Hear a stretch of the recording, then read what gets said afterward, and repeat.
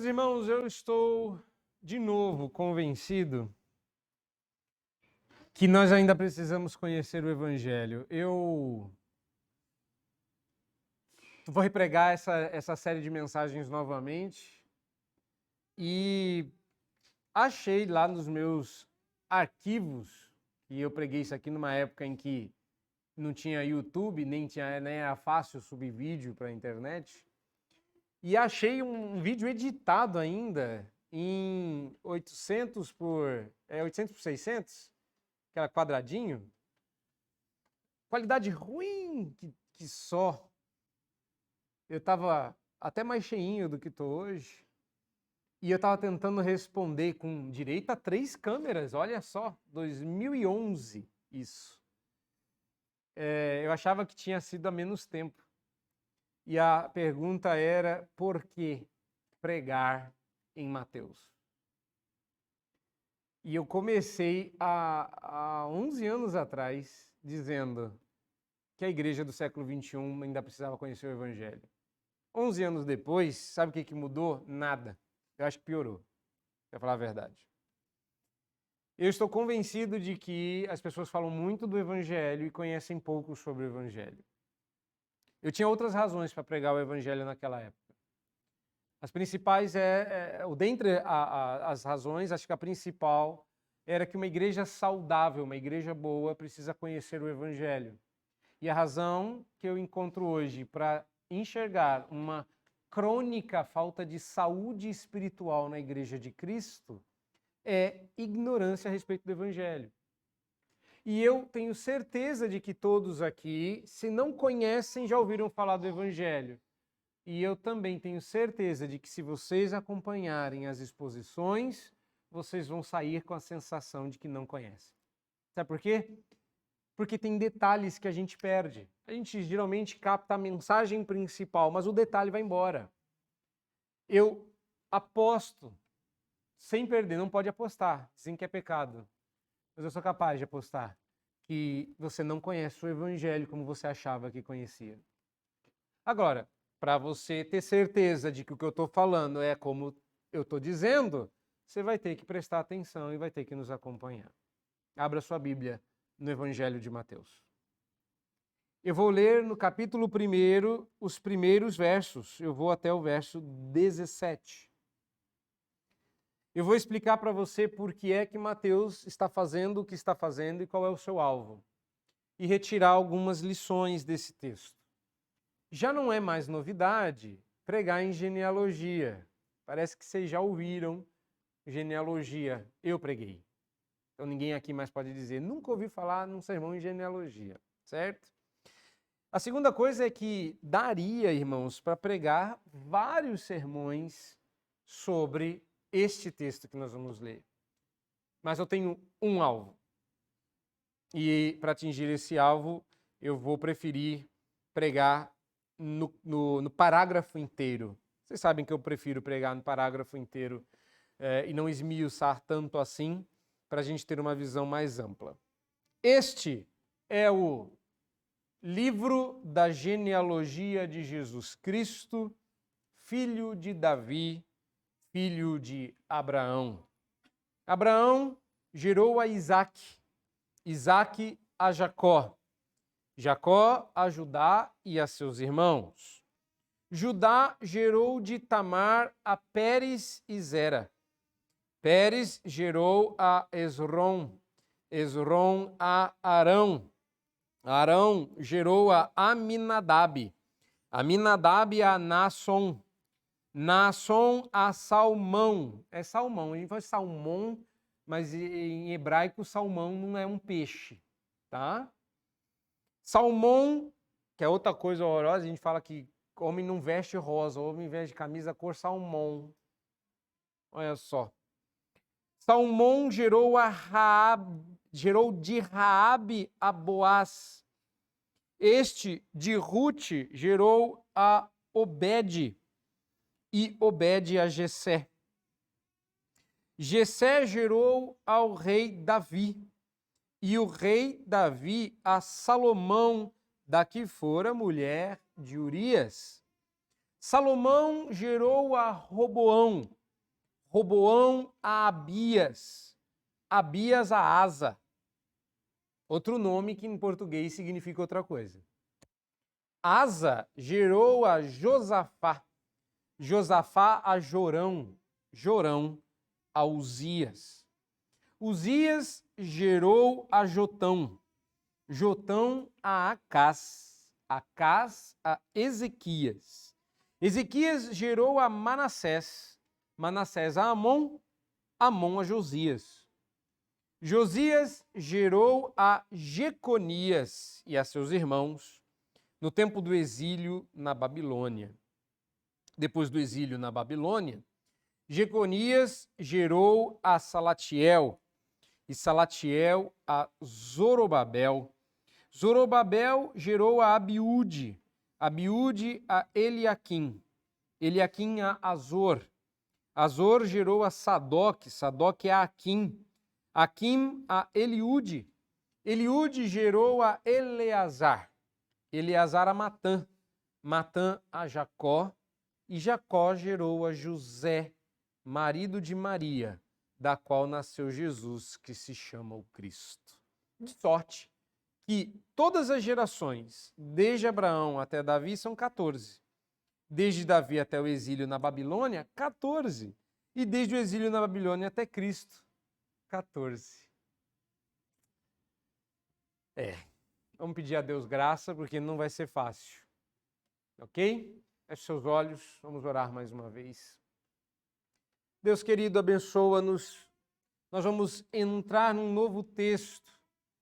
E neste momento em que inauguramos uma nova série, adentramos um novo texto da Bíblia, pedimos que o Senhor nos abençoe, ilumine os nossos olhos, ilumine a nosso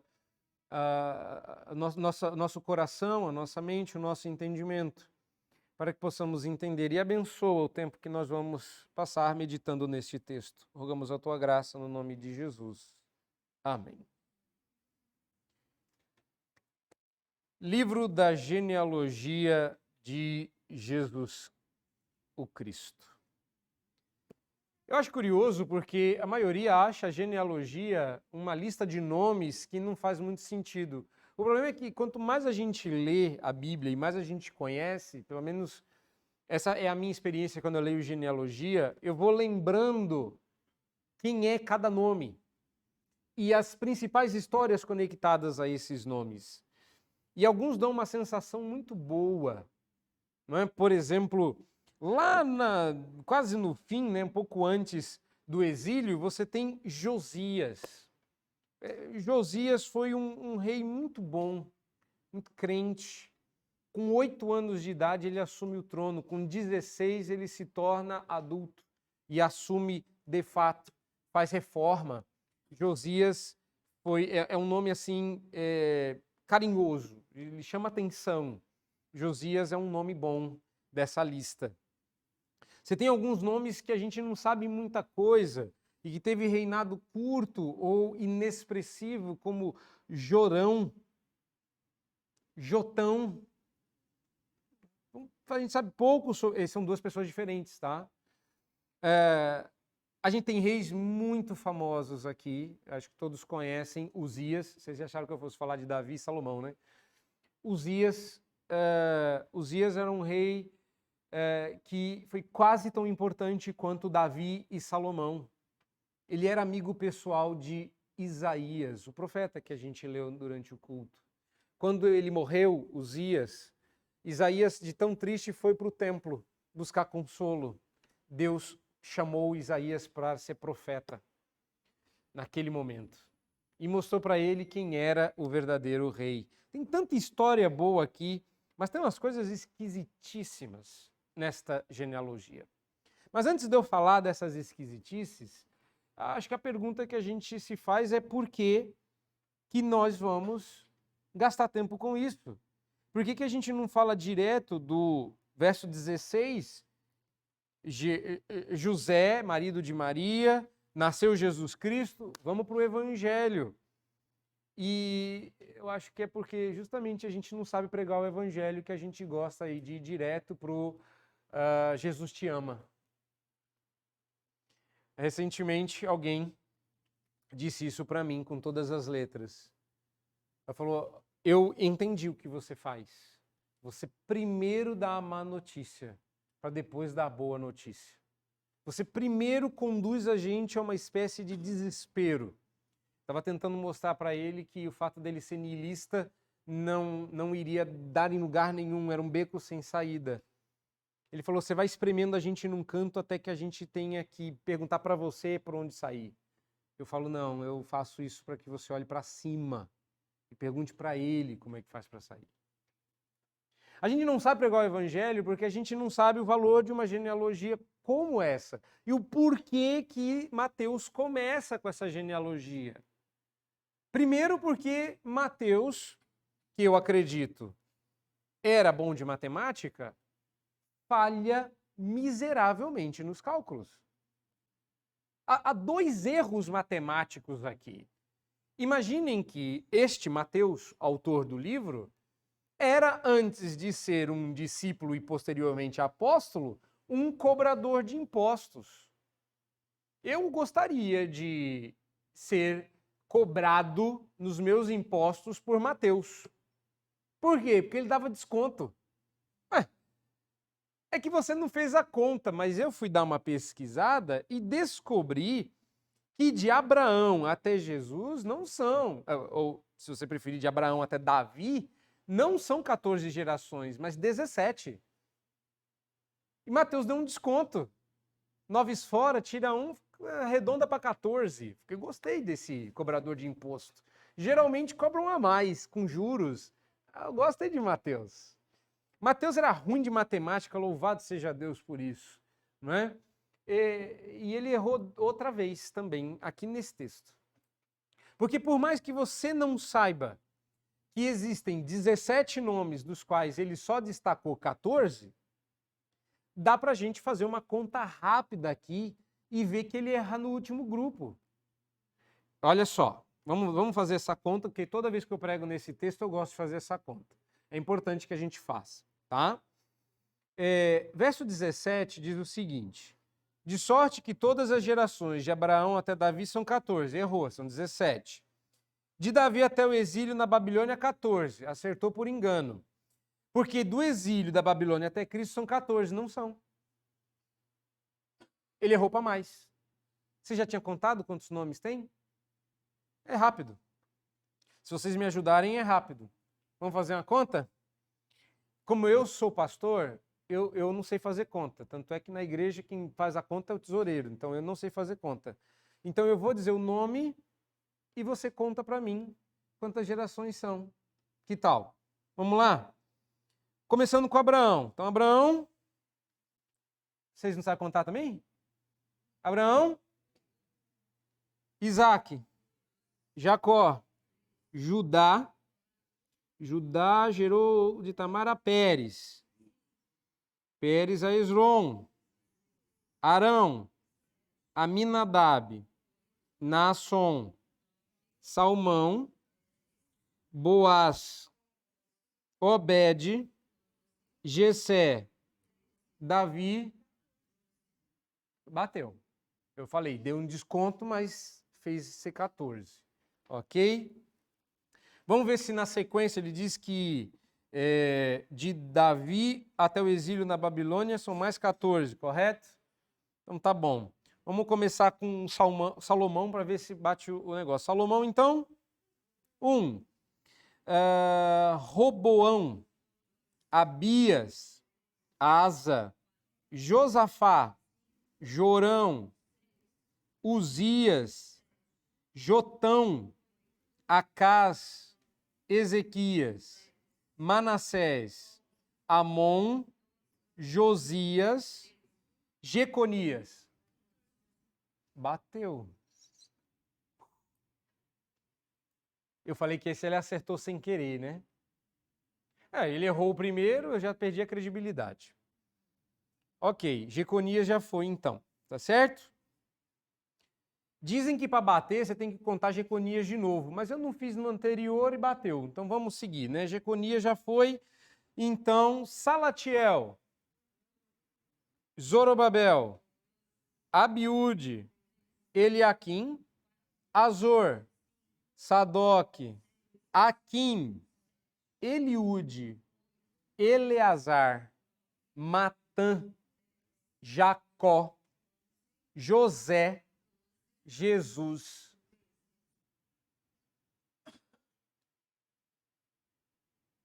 Quem é o 14º?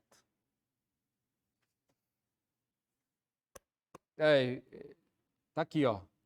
E desde o exílio da Babilônia até Cristo, 14, verso 17. Quem disse que a Bíblia não tem erro, né? Não, não tem. Mas Mateus está dizendo que tem 14 aqui. Só tem 13. E como não sou eu que contenho, eu tenho certeza que está certo o que vocês contaram.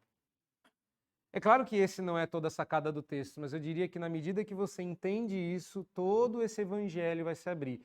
É uma curiosidade? Não. Observe o que eu estou dizendo. Se você não sabe a resposta a essa pergunta, você pode ler o evangelho inteiro. Ele vai permanecer um livro fechado. Se você souber a resposta a essa pergunta, você começou o evangelho de Mateus. É engraçado como a gente lê, passa batido, vai embora. E depois quer terminar dizendo, entendi o evangelho. Você não entendeu o começo, você não entendeu o primeiro capítulo, você não entendeu o preâmbulo, você não entendeu a introdução. Quem é o 14º? Você sabe a resposta? Não precisa dizer, não estraga, não dá spoiler. Mas você aqui, hoje, alguém sabe a resposta? Levanta a mão. Quem é o 14º? Se você disser que é o apóstolo Paulo, está errado. Porque isso aqui não é a lista dos 12 discípulos, com mais Matias, mais Paulo dá 14. Não. Vamos começar entendendo esse texto, antes de eu tirar as lições, porque é difícil pregar em genealogia. Vi que tem gente ali que já sabe, não é? A primeira coisa que você precisa entender, ou saber para entender Mateus, é que o Evangelho de Mateus vai cobrar que você saiba o Antigo Testamento. Primeiro porque Mateus foi escrito para um público judeu, cristão. Então, ele vai muitas vezes se referir ao Antigo Testamento na expectativa que o seu leitor identifique as histórias. Ele está contando, é um texto, acreditem, projetado para dialogar com o leitor. Mateus foi um livro escrito para ser lido no mínimo 2 vezes. Por quê? Porque o judeu, ele é mais atento do que nós, principalmente quando se trata da história dele. Então, ele teria feito a conta durante a leitura para saber se Mateus realmente chegou nos 14. Mataria a questão logo no início. E o nascimento de Jesus foi assim, tá, mas antes me explica por que deu 14 na sua conta se na minha deu 13. Dizem que judeus é bom de fazer conta, né? Como é que Mateus erra um negócio tão básico desse? Judeu não erra conta. Mas isso exige um certo conhecimento do Antigo Testamento. E a primeira coisa que você deveria saber, e eu vou ajudá-los elucidando, é que ele começa o livro dele com uma genealogia. Repare que Lucas não começa com uma genealogia, e tem uma genealogia enorme, o dobro dessa em Lucas. Porque Lucas rastreia Jesus até Adão. Aqui a gente está começando com Abraão. O ponto é por que Mateus começou com uma genealogia. E a resposta está no começo do primeiro versículo. Livro da genealogia de Jesus Cristo. Sabe onde que você leu isso no Antigo Testamento? Igualzinho, está aqui? Em Gênesis. Ah, sim, tem um monte de genealogia lá. Levítico também. Não, você não me entendeu. Essa expressão só ocorre mais uma vez. Ela ocorre em Gênesis 5:1. Depois disso ela não ocorre mais. Existem um monte de genealogias na Bíblia, mas nenhuma começa com livro. Abra sua Bíblia em Gênesis 5:1, veja se não está lá. Está escrito assim lá em Gênesis 5:1. Livro da genealogia de Adão. Mas é o 5º capítulo. Por que não começou a genealogia em Gênesis? Porque não começou ali. No 5º capítulo, abre-se o livro de Gênesis. Você não sabia disso. Sabe por que tem uma genealogia no capítulo 5 de Gênesis? Porque ela termina em... Está com a Bíblia aberta aí? Tem que saber. A genealogia de Adão, depois que contou as primeiras histórias, você nunca tinha reparado que ela termina em Noé? E a próxima história já é o dilúvio, capítulo 6? Genealogia, eu gostaria de fazer uma série só de genealogias, mas ia ser muito chato.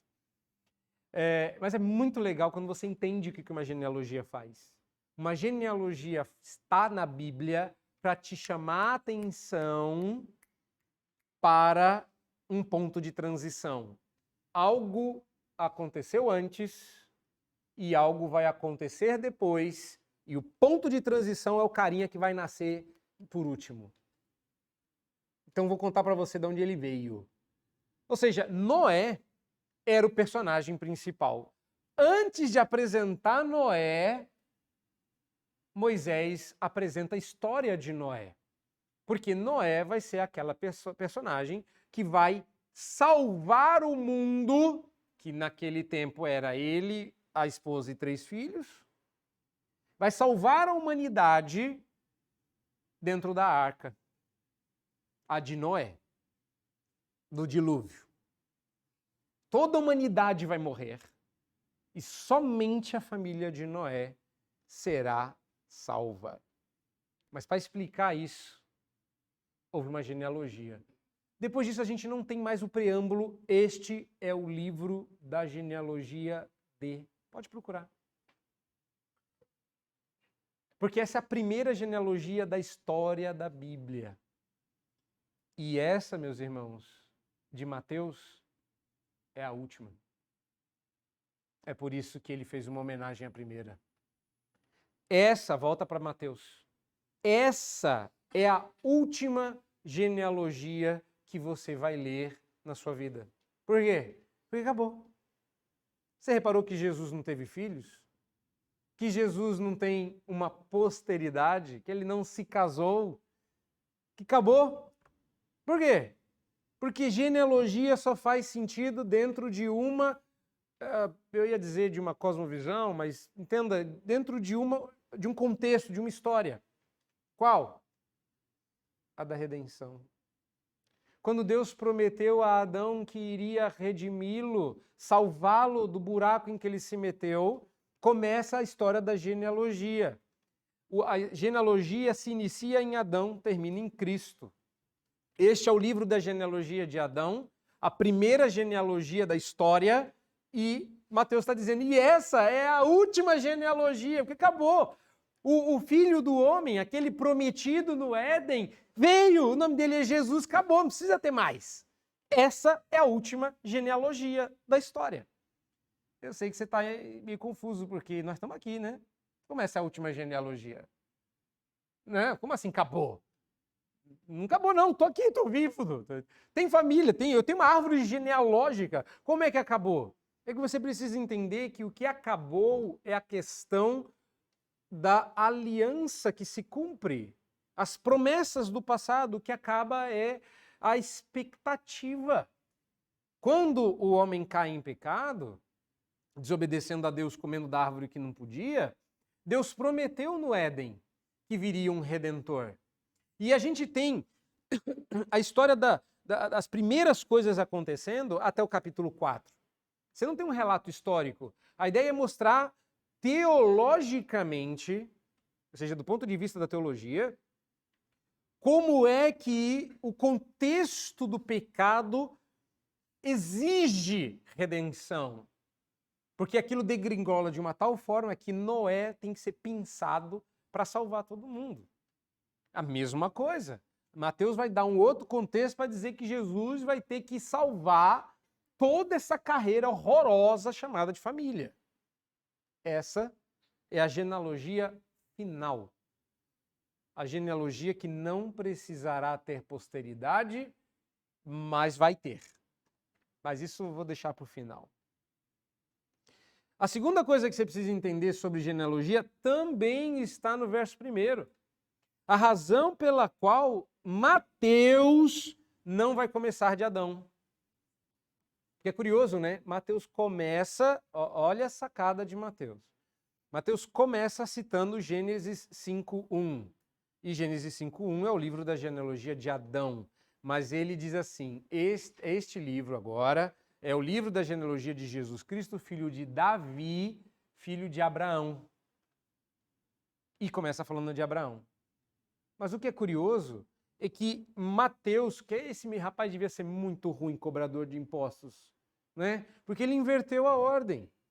Ele disse que Jesus era filho de Davi e depois de Abraão, mas Abraão veio antes de Davi. A genealogia, inclusive, prova isso. E a pergunta é por que Mateus fez isso? Bom, a explicação está aí no próprio versículo. Mateus tem um objetivo e eu vou já dar o spoiler agora. Mateus está escrevendo para o povo judeu. A expectativa do povo judeu era a vinda do rei, do filho de Davi, aquele que se assentaria no trono de Davi e reinaria sobre toda a terra. Eles estavam esperando o rei guerreiro, tanto é que ele não seria um molenga como Jeconias. Ele também era conhecido como Jeoaquim, caso você queira encontrar ele na Bíblia. Jeoaquim era o rei que disse, aqui a Babilônia não entra. A Babilônia chegou na porta e ele falou, bem-vindo, se quiser posso ajoelhar aqui mesmo. Jeoaquim era macho, banana macho. Banana de pijama, como eu já chamei ele certa feita. Ele era bobão, irmã, é isso que eu quero dizer. Ele era covarde. Ele era um bananão. Ele tinha a consistência de uma banana. Se você pegar muito firme, virava massa. Entendeu? Falaram firme com ele, ele afinou. Diferente de Ezequias. Ezequias não afinou, o povo passando fome e sede. Ele falou assim, daqui a gente não arreda pé. E venceu a batalha. Macho, firme, corajoso. Uzias, que triplicou o exército, todos aqui. Uzias, inclusive, projetou a metralhadora. Vocês não sabiam disso, né? Que metralhadora está na Bíblia. Foi Uzias que inventou. Eu posso provar, mas não hoje. E eu não estou brincando. A Bíblia fala que ele inventou uma máquina que atirava várias flechas ao mesmo tempo. Era uma máquina, fruto de engenhosidade humana, que lançava várias flechas. Era a trisavó da metralhadora. Tá? Olha só o que está acontecendo. Agora, isso aqui não responde por que Mateus fez isso. Responde sim. Mateus quer conectar Jesus a Davi, porque ele quer mostrar para o judeu que está lendo o seu texto que o rei de Israel que ele está prometendo não veio com a cara que ele estava esperando. Mas se você fizer as contas, é aí que Mateus quer chegar. Se você fizer as contas, você mata a questão. Davi é o segredo. Em hebraico, não tem número, né? Ele sabe hebraico.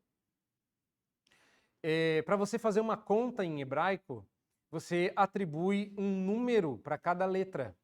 Tanto é que tem gente boba que fica tentando tirar números escondidos do texto em hebraico. Tem até uma religião pautada nisso, uma tal de cabala, que tenta fazer contas numéricas. Nada disso, é bem simples. Cada letra do alfabeto significa um número para fazer contas simples. Então, o Aleph, que é a primeira letra, tem valor de 1, o Beit, que é a segunda letra, tem valor de 2, e por aí vai. Simples assim, só para você entender. Se você somar todas as letras do nome Davi em hebraico, dá 14. E essa é a razão pela qual Mateus escolheu 14, para incomodar o seu ouvido, porque você sabe que não tem 14. Por que 14? Aí de repente alguém fala assim, não é Abrão, é Davi. Se você juntar o D, o V e o Yud, que sem o som de I, mas é uma consoante, dá 14. É por isso que ele escolheu 14. E a pergunta é por que 3 grupos de 14? Parece cabala, né? Mas não é não. Tem nada de místico aqui. Perde o misticismo, né? Não, é simples. São 3 grupos de 14 porque você tem o nascimento. Isso aqui é uma dinastia, meu querido. É a história de uma família, de uma casa real. Você já assistiu essa série de Netflix que fala sobre The Tudors, de não sei o quê, e tem agora tá The Crown, não é? Não tem essas séries? Então, é como se você estivesse lendo uma série de TV. Você tem a primeira temporada, o nascimento do clã de Davi, como a casa de Davi, como ela ficou conhecida, como a casa de Davi surgiu. Ela surgiu quando Deus resolveu chamar de Ur dos Caldeus a Abraão e levá-lo para a terra onde Davi seria rei. Nascimento e surgimento da dinastia de Davi. Esse é o primeiro grupo. Depois de Davi, de Salomão até Jeoaquim ou Jeconias, você tem o florescimento, você tem o estabelecimento, você tem a sedimentação, mas também o colapso da família de Davi. Porque a família de Davi colapsa e vai parar no cativeiro. Tanto é que este reino poderoso, ele racha, ele quebra. Nós sabemos que Jeroboão e Roboão eram filhos de Salomão que brigaram e dividiram o reino. E que o herdeiro deveria ser um, acabou sendo o outro. E entra na dinastia Roboão. Roboão. Quebra. A ascensão agora é trocada por colapso e cativeiro. E o terceiro momento do cativeiro que vai culminar em Jesus, você tem o declínio da família de Davi e a ascensão de uma nova dinastia. Lembre-se de que até o cativeiro, os nomes dessas pessoas, todos eles, estão escritos no livro dos reis. Mas depois do cativeiro, o rei não é mais rei. Você reparou? Eles vão aos poucos se perdendo, porque Zorobabel ainda é um nome importante. E a gente ainda lembra dos atos heróicos de Zorobabel, que eu não sei de onde ele tirou tanta coragem, porque vovô era um covarde e o papai dele um desconhecido. Zorobabel é um herói de guerra. Mas quem é Eliaquim? Sadoc? Os nomes são tão bons e tão famosos que não tem ninguém pondo o nome hoje em dia do filho desse tipo, né? Você nunca ouviu falar de um Aquim. Porque você sabe, né? Você botar o nome do seu filho de Aquim, ele vai virar parceiro de um palhaço. Atim e Aquim. Não vai ficar legal, né? Eleazar ainda vai, mas eu nunca encontrei um Matã, um Eliúde. E a gente sabe que essa história vai declinando, declinando, declinando, até que Jacó, esse é outro Jacó, gerou a José. E Zé era carpinteiro. Lá atrás, eles eram reis, tinham corte, eles eram da casa de Davi, pessoas se curvavam diante deles, os chamavam de majestade. Agora Zé está raspando madeira para fazer uma casa. É um carpinteiro, é um pedreiro do tempo antigo. E nasceu dele Jesus, ou não. Ou não. Mas agora você já entendeu por que Mateus começou com essa genealogia. Ele quer mostrar para você que houve a ascensão e o estabelecimento da casa de Davi, o colapso da casa de Davi até o cativeiro, o seu declínio definitivo e a ascensão de uma nova dinastia. Esse é o livro que vai falar dessa nova dinastia. Mas é esquisito porque essa dinastia não tem filhos. Você fica curioso, ok, Jesus nasceu dessa dinastia. Quem foi a esposa de Jesus? Você vai terminar de ler o Evangelho de Mateus, você vai descobrir que ele morre sem se casar. Você vai descobrir que ele morre sem gerar filhos. E é aqui que entra o 14º. Se você não entender quem é o 14º, você perdeu todo o Evangelho. Vocês já entenderam, né? Quem é o 14º agora? Agora perdeu a graça. Vamos falar quem ele é, né? Verso 16. Deixa claro que José, marido de Maria, era, por direito, herdeiro do trono, caso houvesse um trono. Mas a Bíblia diz que ele era o marido da Maria, da qual nasceu Jesus, que se chama o Cristo. E a gente sabe que Jesus não foi gerado naturalmente, ele foi geração do Espírito Santo. Mas algumas coisas você precisa entender para isso ficar claro. Primeiro, você já sabe disso, mas eu vou repetir. Não se é judeu quando você é filho de pai judeu. Só se é judeu quando você for filho de mãe judia. Jesus era judeu legítimo? Sim, porque ele era filho de Maria. E ele era herdeiro do trono? Sim, José era seu pai. Ele era marido de Maria. Mas não foi geração de José.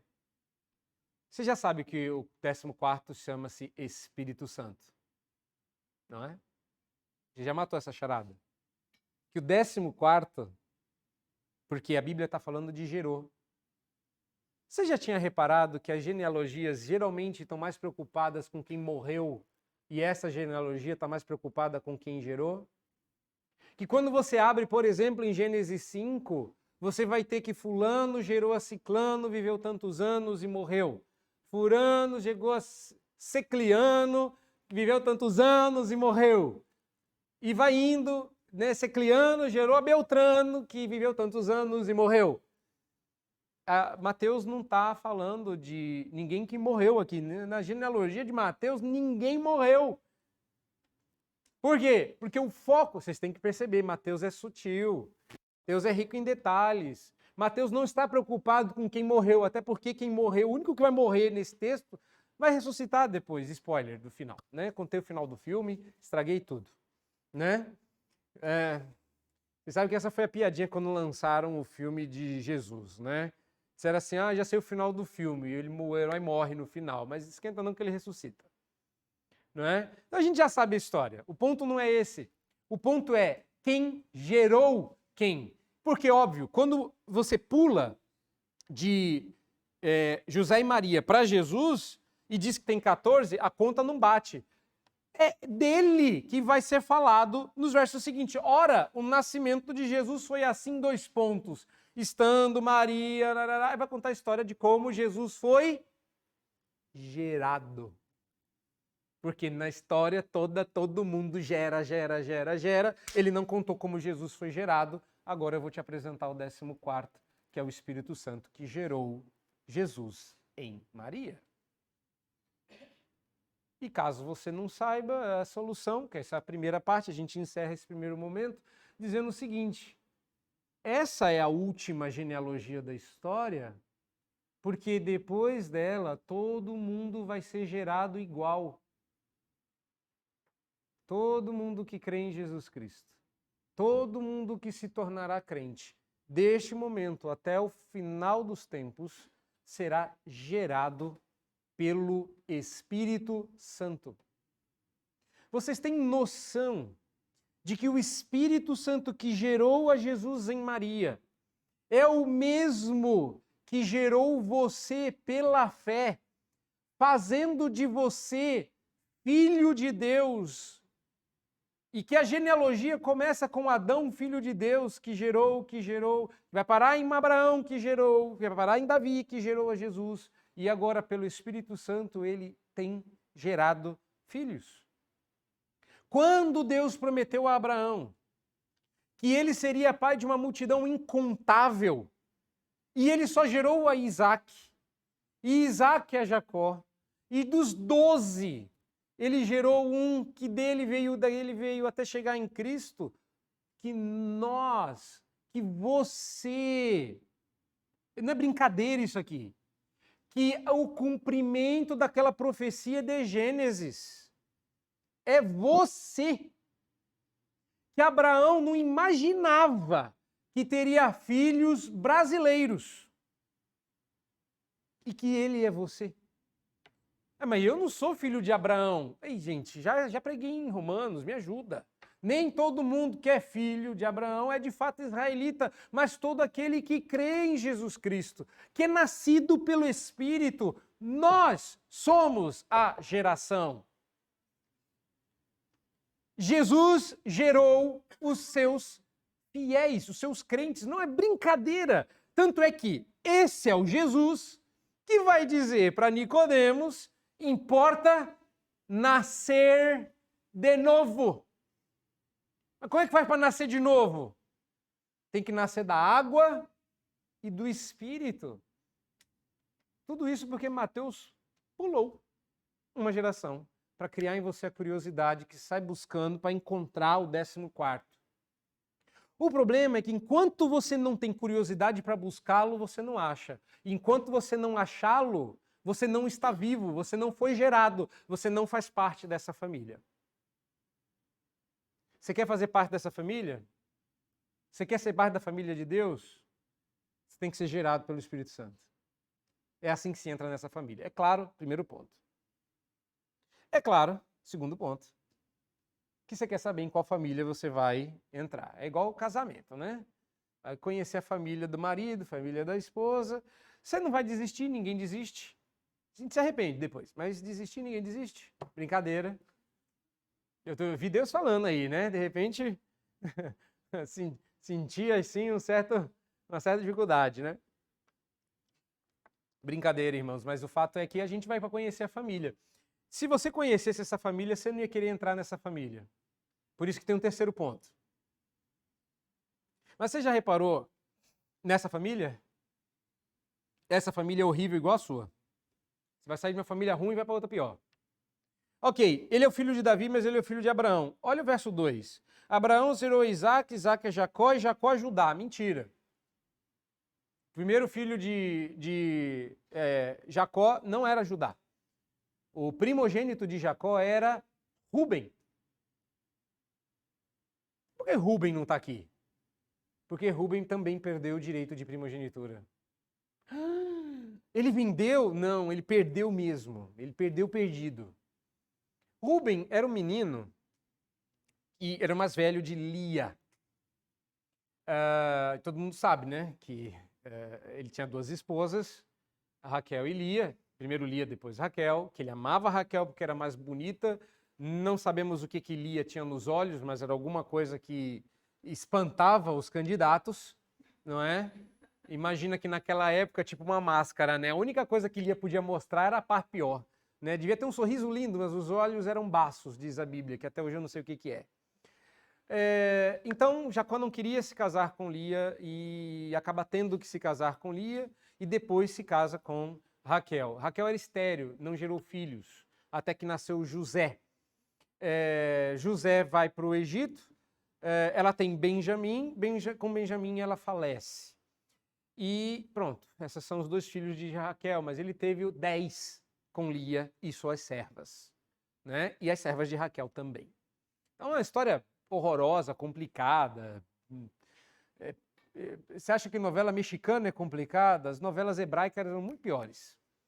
E aí, o primeiro filho de Lia, o primogênito, o que herdeiro de qualquer coisa, seria o herdeiro do trono, houvesse um, seria Rúben. Rúben viu muita coisa nessa vida.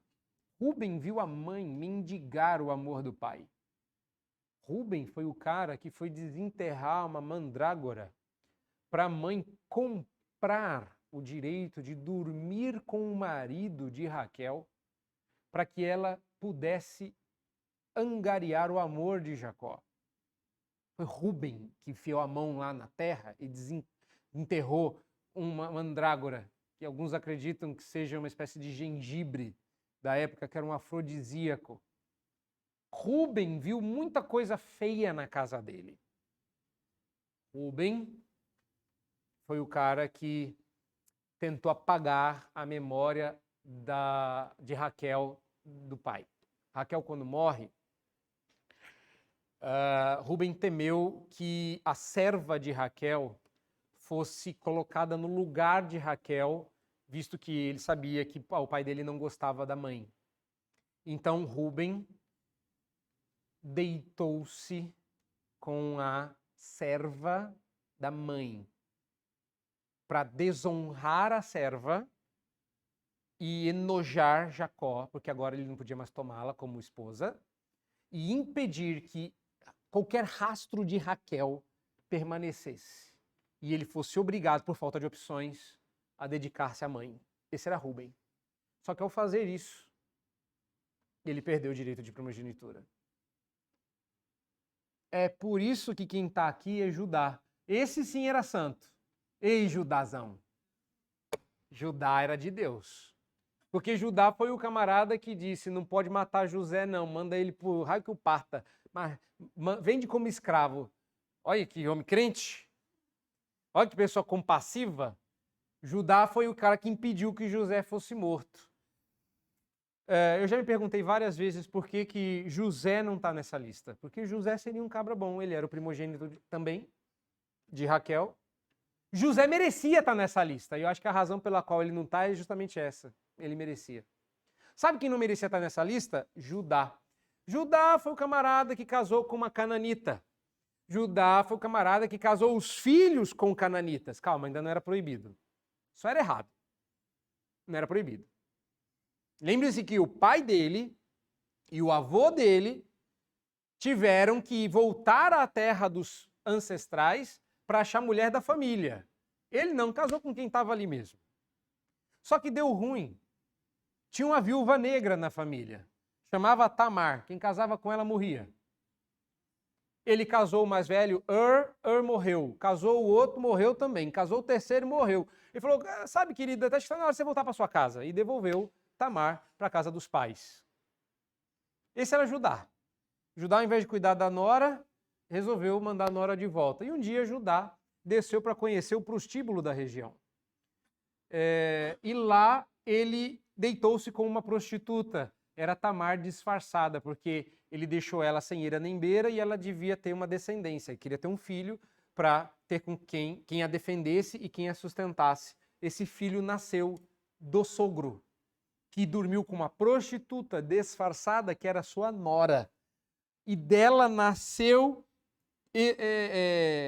Pérez e Zera, que para piorar ainda foram gêmeos. Essa é a família de Jesus. E olha que eu sou só no começo. Você quer fazer parte dessa família? Então vamos pular, né? Vamos para uma coisa mais legal. Vamos falar de Salomão, o grande rei Salomão. Ei, Salomão.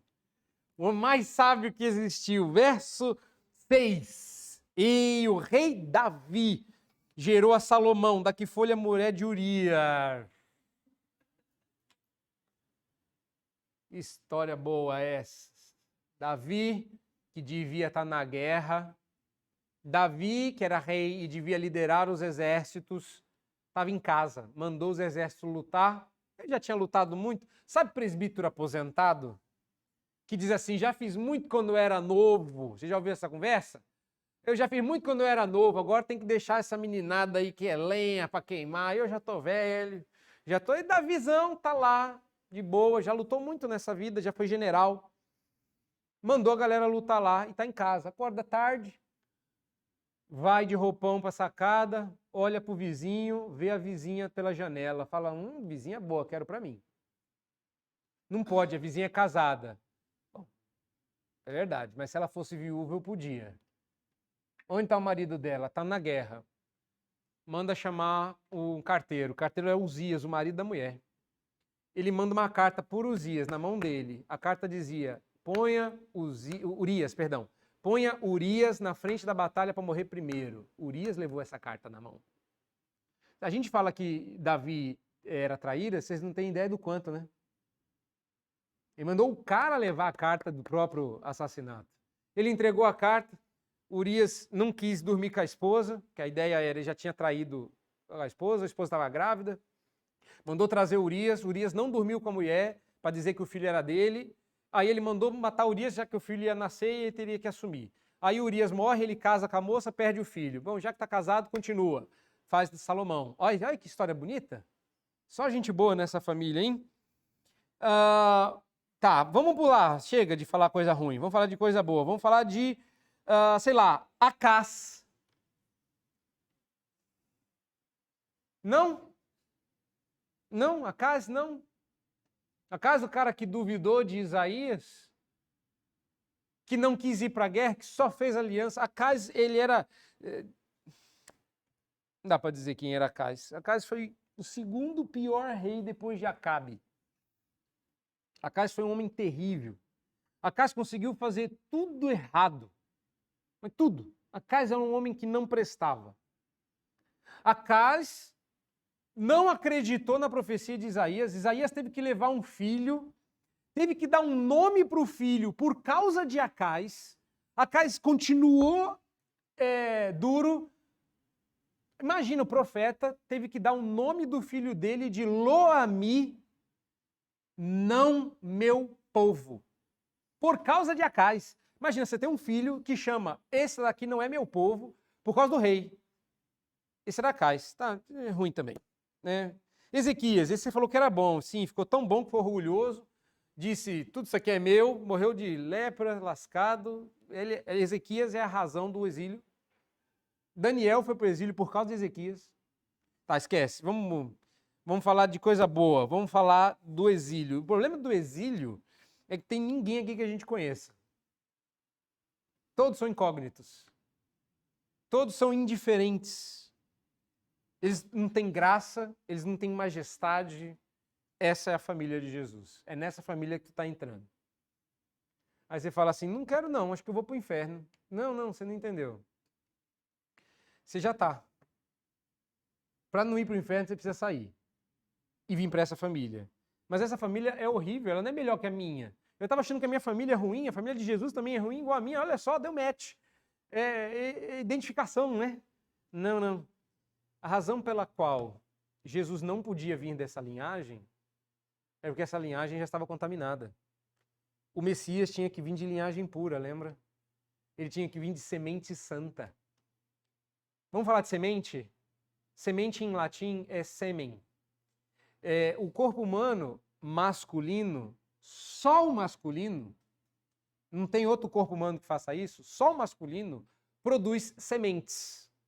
Só que ele sai de uma capinha meio suja, e para que essa capinha não suje a semente, há um ritual judaico instituído pelo próprio Deus chamado circuncisão, que cortava essa parte para purificar. Era um sintoma de limpeza, para que a semente saísse pura e fecundasse como uma semente num solo, criando vários frutos chamados de filhos. Mas para isso precisava ser pura, limpa.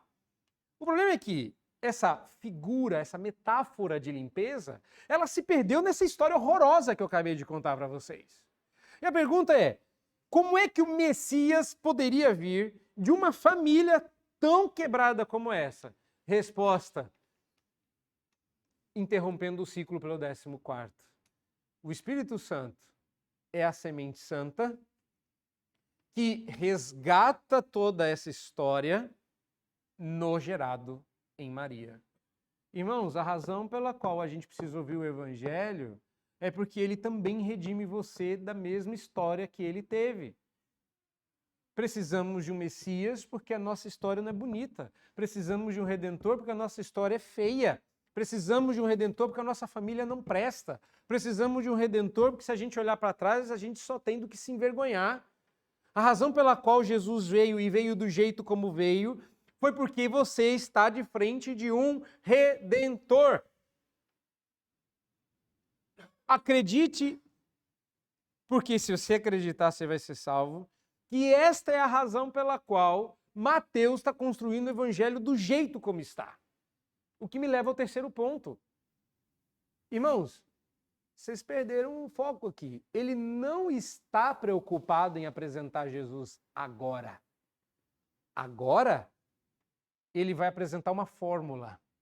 Olha o verso 16. Agora, ele vai apresentar a Jesus que se chama o Cristo. É isso que Mateus quer apresentar neste primeiro momento. É como ele se chama. Tanto é que Jesus só vai ser apresentado depois. quando ele for nomeado Jesus. Mas não é agora. Agora é que se chama o Cristo. Esse primeiro momento do Evangelho, Mateus vai apresentar os nomes de Jesus. E o primeiro nome que ele apresenta não é Yeshua ou Josué, que salvará o seu povo dos seus pecados. O primeiro nome que ele apresenta para nós é Christos, o Messias, o escolhido, o ungido, aquele que a gente esperava que fosse o rei. E ele veio. Então, num terceiro momento, eu quero que você saiba que o Evangelho de Mateus tem por objetivo apresentar a você o rei. Grave isso. Tanto é que os estudiosos chamam o Evangelho de Mateus de o Evangelho do Rei. Porque todo o Evangelho é construído para que você enxergue em Jesus um rei que não dá mais para ver, por conta da camada de poeira histórica que toldou, que nublou a percepção de que aquele homem é o rei que a gente estava esperando. O problema é que quando alguém via Jesus, não enxergava um rei. Tanto é que ele foi zombado por causa disso. Essa é a razão pela qual colocaram uma coroa de espinhos nele e um manto púrpura. Porque ele não é o rei de Israel, não foi assim que ele foi crucificado? Jesus Cristo, o rei de Israel? Não. Ou Jesus de Nazaré, rei de Israel, né? Inri, como o pessoal diz, né? Jesus Nazarenos Rex Iudaios. Será? Ele é o rei. É isso que Mateus quer apresentar. O problema é que, tal como na época dele, e escondido como é numa genealogia, hoje em dia muita gente não enxerga mais Jesus como rei também. Jesus é o salvador dos pecados. Jesus é um grande exemplo. Jesus é um mestre inesquecível. Mas sabe uma coisa que Jesus não é? Rei. Porque rei, quando manda, tem que ser obedecido. E a gente não gosta disso. A gente gosta de mandar na própria vida. Deve ser por isso que muita gente não curte muito os crentes, porque os crentes obedecem tudo que Jesus fala. Bom, você quer saber a razão? A razão pela qual a gente faz tudo o que Jesus diz é porque ele é o nosso rei. A razão pela qual a gente não se dobra para nenhuma outra autoridade quando ela ultrapassa a linha que Deus estabeleceu é porque o nosso rei chama-se Cristo. Entendeu? A razão pela qual a gente tem direito à desobediência civil, a razão pela qual a gente obedece os reis desta terra, é porque o nosso rei de verdade tem nome e ele chama Jesus, o Cristo. E como ele não morreu e está vivo, ele ainda reina. Ele ainda manda. E nós ainda o servimos. Essa é a razão. Mateus quer que você enxergue Jesus como rei. Então, o que você está vendo aqui nessa genealogia? Você está aprendendo o que dá para aprender da apresentação do rei. Jesus está sendo apresentado como o rei de Israel, como o Messias, o próprio ungido, o Cristo. É por isso que foi dividido em 14, para você voltar para Davi. É por isso que ele é chamado de Cristo, porque ele é o Messias, o rei prometido. É por isso que pula uma geração, porque essa geração precisava ser santa. E é através dele que outras gerações são geradas. Nós. Agora eu pergunto, você sabia de tudo isso? Você já tinha visto o Evangelho dessa forma? Você acha mesmo que conhece o Evangelho a ponto de não esperar nada novo vindo de Mateus? Pois eu estou convencido que essa apresentação, que nem é ainda das mais emocionantes, é só criar uma curiosidade, é só para que você... Peraí, tá vindo mais coisa aí, exato. Mateus quer chamar a sua atenção, tem mais coisa aqui. E eu quero chamar a sua atenção Nós precisamos conhecer o Evangelho. Nós precisamos conhecer o Evangelho como ele é apresentado na Bíblia. Porque na medida que você conhecer, você vai querer saber mais.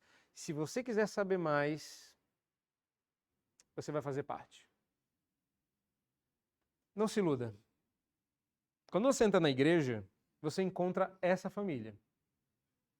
Não, o problema é que os crentes hoje querem... deu ruim, né? Os crentes querem mostrar que eles são perfeitos.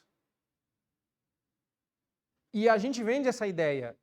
Eu não quero vir à igreja. Isso aconteceu recentemente. Uma pessoa que nos visitou disse: eu não quero mais ir à igreja porque todo mundo lá é perfeito, todo mundo lá é santo, todo mundo é gente crente, justa, e eu faço coisa errada. Pois é. Olha a família que ele estaria entrando. Sabe o que eu disse para ele? Tem sempre espaço para mais um que faz coisa errada. Lá todo mundo é pecador. Eu sei que todo mundo é pecador, mas lá todo mundo segue certinho. Ó, vocês estão fingindo direito, hein? Estão fingindo direitinho. Quando a gente lembra da história que trouxe cada um de nós até aqui, não é uma história legal, exceto quem foi contratado para trabalhar aqui também. Até aqui, não digo até o seu cristianismo, né? Cada um com a sua história. Mas reparem, quando você lembra da história que te trouxe até aqui, você fala: minha história é horrorosa. Eu não gosto nem de contar. Exato, De Jesus também não gostava. Se você olhasse para a história dele, o que tem de bom para contar aqui? Não se engane, quando você entra na igreja, é esse tipo de gente que você vai encontrar, e louvado seja Deus, sabe que esse tipo de gente precisa de um redentor. Você precisa ser salvo. Você não está sendo convidado para vir seguir certinho e viver uma vida direitinha para ir para o céu. Não, ninguém vai para o céu por conta da própria justiça, ninguém vai para o céu por conta da própria história, ninguém vai para o céu por conta da própria família. Você só vai para o céu porque teve um camarada, uma pessoa que fez tudo o que você não fez, viveu o que você não viveu, obedeceu o que você não obedeceu, venceu o que você perdeu e decidiu dar a você por graça. Por isso que o Evangelho é graça. Porque você não merece ser parte, mas faz. Você fez tudo o contrário, mas tem. Era para perder e tem em abundância. Isso é o Evangelho. E é assim que a gente começa, Mateus. Conhecendo, sendo apresentado a Jesus. E essa apresentação não acaba hoje. Mateus vai apresentar Jesus 4 vezes. Será que você é bom de matemática? Será que você vai lembrar do que eu falei? 4 nomes vão apresentar Jesus. E o primeiro deles é o que se chama Cristo. Que Deus tenha misericórdia de nós e nos abençoe em sua graça.